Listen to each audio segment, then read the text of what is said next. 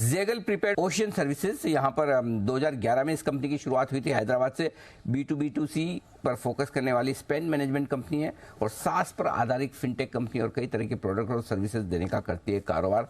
हाल ही में कंपनी का इशू आया था, रेस्पॉन्स अच्छा मिला, 13 गुना इशू भरा था और उसके बाद BSE पर लिस्टिंग 162 रुपये के आसपास हुई, इशू प्राइस 164 रुपये के आसपास थी। ये आपके लिए इस वक्त जेगल का पूरा एक्शन। आइए मुलाकात में आपकी करवाता हूँ कंपनी के MD और CEO अविनाश गोडखंडी साहब हमारे साथ कार्यक्रम में शामिल हो रहे हैं। 2012 से आप कंपनी के बोर्ड में शामिल हो चुके हैं। बंगलुरु यूनिवर्सिटी से आपने इंजीनियरिंग में बैचलर्स की डिग्री हासिल की है। शिकागो यूनिवर्सिटी से आपने MBA भी किया है। सिटी बैंक जैसे दिग्गज संस्थानों के साथ काम करने का अविनाश सर का गहरा अनुभव है। नतीजे आए हैं कल बाजार बंद होने के बाद, लेकिन याद रहे पहली तिमाही के नतीजे। जो IPO वाली कंपनियां हाल ही में जो लिस्ट हुई है वो पहले अपनी पहली तिमाही के नतीजे पेश करिए। सेकंड क्वार्टर के रिजल्ट थोड़े वक्त बाद आएंगे। मैं पहले आपके सामने रिजल्ट रख दूँ जो कल बाजार बंद होने के बाद आए। रेवेन्यू में अच्छी ग्रोथ है, 34% बढ़कर 118 करोड़ पर पहुंचा है। कामकाजी मुनाफा जरूर कम हुआ है, 27% घटकर 8 करोड़ के आसपास।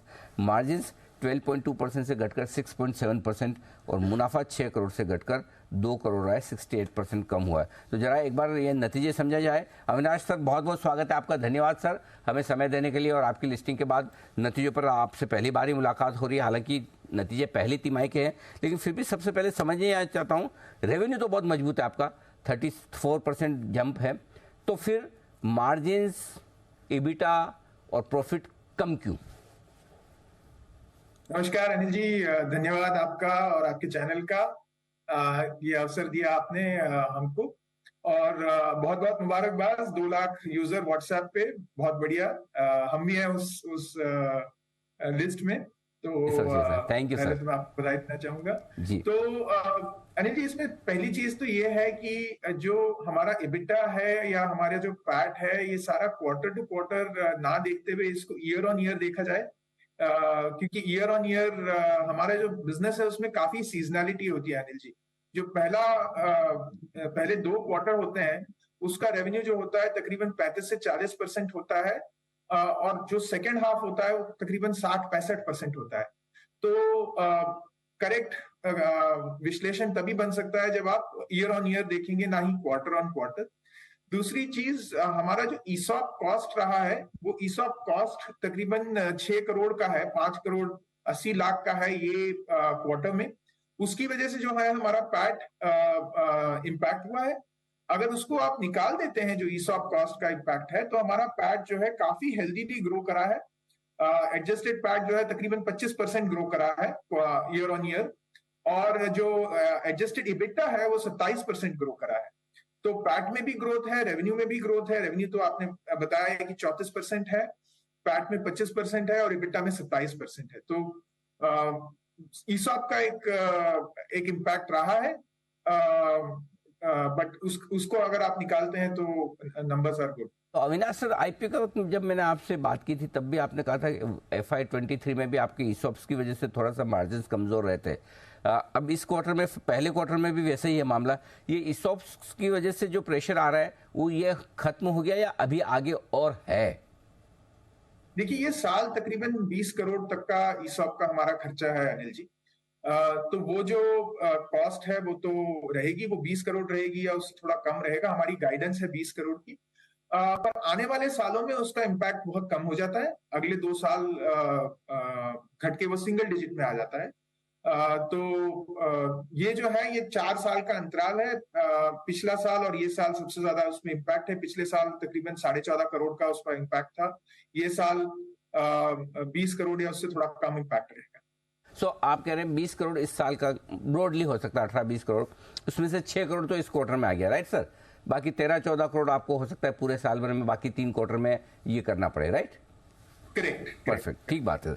अच्छा, एक और चीज सर, आपके प्रेस रिलीज में था कि थोड़ा सा जो मार्जिन आपके कम हुए वो प्रोडक्ट मिक्स की वजह से भी हुए।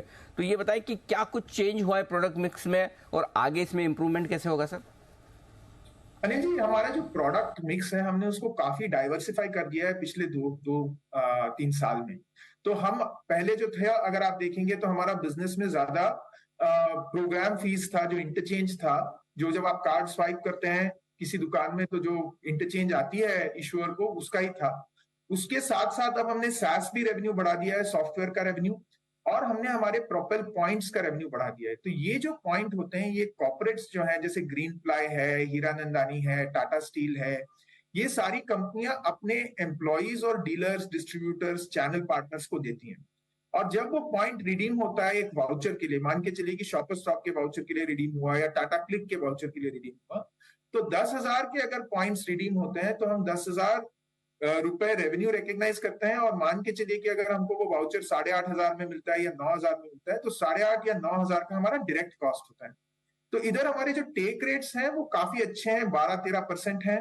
पर हमारा जो ग्रॉस मार्जिन है इससे अफेक्ट हो जाता है, क्योंकि हमारी जो रेवेन्यू रिकग्निशन है जो इंड एएस के मुताबिक ही है, तो जो अकाउंटिंग स्टैंडर्ड्स है उसकी वजह से हमको पूरे का पूरा जो 10,000 रुपया है उसी को ही रेवेन्यू लेना पड़ता है।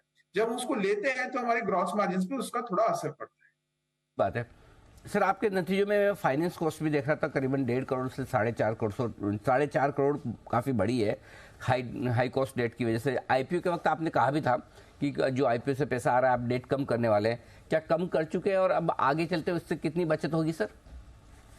अनिल जी, हमने ऑलरेडी 47 करोड़ रिटायर कर दिया है डेट। तो हमारा जो डेट कॉस्ट है वो तकरीबन आधा हो जाएगा। ये जो आप देख रहे हैं 4.5 करोड़ के करीब जो डेट कॉस्ट है, वो घट के तकरीबन 2-2.25 करोड़ के आसपास आ जाएगा आने वाले, मतलब Q3 में। ओके, तो ठीक बात है। थोड़ा सा डेट कॉस्ट आपकी आधी रह जाएगी। एक और ये बताएं सर कि बीओबी के साथ आपने अभी ये कहा था कि किसी तरह का कॉन्ट्रैक्ट किया है, राइट सर? जरा इस कॉन्ट्रैक्ट के बारे में बताएं। और अभी अभी जो खबरें आ रही थी कि बीओबी के को लेकर आरबीआई ने उनकी ऐप को बैन किया है नए क्लाइंट्स लेने से, क्या आप पर कोई असर पड़ेगा? अनिल जी, हमारे हिसाब से उस पर कोई असर नहीं है। अगर आप देखेंगे तो हमारे प्लेटफॉर्म के थ्रू वो ऑनबोर्डिंग ऑफ कस्टमर्स कर रहे हैं।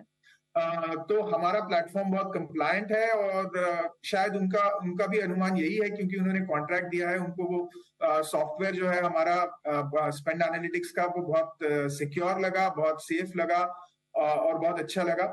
इससे ऑनबोर्डिंग ऑफ कस्टमर्स भी है, और उनके जो भी स्पेंड एनालिटिक्स होती है, जो खर्चे करती है कंपनियां अपने कॉर्पोरेट क्रेडिट कार्ड्स पे, अपने परचेज कार्ड्स पे, उसका पूरा विश्लेषण मिलता है उनको पता चलता है कि कहाँ खर्चे हो रहे हैं। एक कंपनी में अगर मान के चलिए कि 100 कार्ड दिए गए हैं, तो उनको इसकी एनालिसिस मिलती है कि ये जो 100 कार्ड हैं उसमें से ट्रैवल पे कितना खर्चा हुआ है, होटल पे कितना खर्चा हुआ है, और ये इस पे पूरा वो अध्ययन कर सकते हैं, वो स्टडी कर सकते हैं, ये जान सकते हैं कि कहाँ खर्चे ज्यादा हैं और कहाँ उनको वो घटा सकते हैं। तो बीओबी के जो कॉर्पोरेट कस्टमर्स हैं उनको बहुत बेनिफिट है। हमारा कॉन्ट्रैक्ट जो है उनके क्रेडिट कार्ड कंपनी के साथ है, BFSL, BOB financial services limited. Sir, कोई नए प्रोडक्ट लॉन्च आप करने जा रहे हैं? कोई कस्टमर एक्विजिशन प्लान्स नए जो हैं आप बचे हुए 6 महीने में आप इस फाइनेंशियल ईयर में करने का प्लान करते हैं? तो कस्टमर्स तो हमारे काफी ग्रो हो ही रहे हैं अनिल जी। आप देखेंगे तकरीबन 2600 कस्टमर हैं। उसमें भी काफी, अगर आप देखेंगे तो तकरीबन 1900 कस्टमर थे पिछले क्वार्टर में, पिछले साल के जून क्वार्टर में। वहां से अभी 2600 हुए हैं। तो कस्टमर्स ऐड हो रहे हैं, नए नए कॉन्ट्रैक्ट्स भी साइन हो रहे हैं हमारे विद बैंक्स, विद नेटवर्क्स। कुछ इसका अनाउंसमेंट भी हाल फिलहाल में एक आधा हम करेंगे आने वाले महीनों में, दिनों में। तो ओवरऑल अगर आप देखेंगे तो कस्टमर्स में ग्रोथ है। उसी कस्टमर में हम ज्यादा बिजनेस भी कर रहे हैं। क्रॉस सेल का काफी एक बड़ा मुहिम छेड़ा है हमने कि हम अपनी क्रॉस सेल बढ़ाएं, और आने वाले सालों में हम उम्मीद करते हैं कि वो सक्षम रहेगा। और कॉर्पोरेट ग्रोथ है, बैंक्स के साथ पार्टनरशिप्स ज्यादा हो रही हैं, और नेटवर्क्स के साथ भी हमारी पार्टनरशिप्स बढ़ रही हैं। Perfect sir. अविनाश सर, बहुत बहुत धन्यवाद आपका समय देने के लिए और नतीजों पर विस्तार से बात करने के लिए और आगे का डायरेक्शन देने के लिए।